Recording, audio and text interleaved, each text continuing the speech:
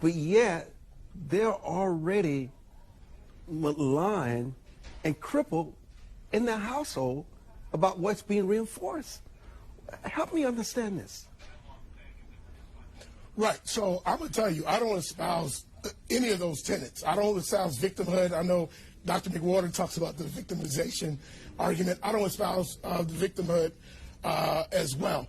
But we have to recognize the disparities. So, for instance, as a former administrator, high school administrator, I disaggregated my data, and national trend was black boys were 3 to 4 times more likely to be put in out-of-school suspension for the same infraction of their white male counterparts.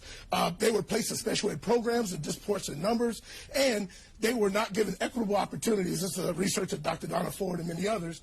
Equitable opportunities to be placed in advanced placement and GT and AP and IB classes. So again, and then we can talk about other disparities that were caused, again, from the original sin. All right, I'm a Christian, so I believe in sin and forgiveness and the redemptive power of my Christianity, but the original sin of slavery. So let me break this down real quickly as a former history teacher. 1619, when the slaves came, and then you fast forward all the way to 1865, which is our 13th Amendment, right? Then you had 100 more years of Jim Crow, redlining, lynchings, and so you had about 345 years of enslavement, disempowerment, all right? From 1964 Civil Rights Act to now, 2022, we're looking at about 58 years. So 345 years juxtaposed to 58 years of a semblance of freedom.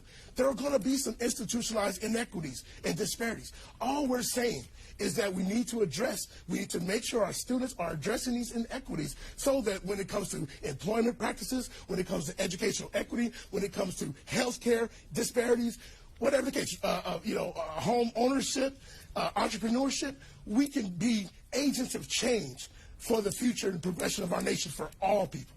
You know, Mr. Pryor, one of the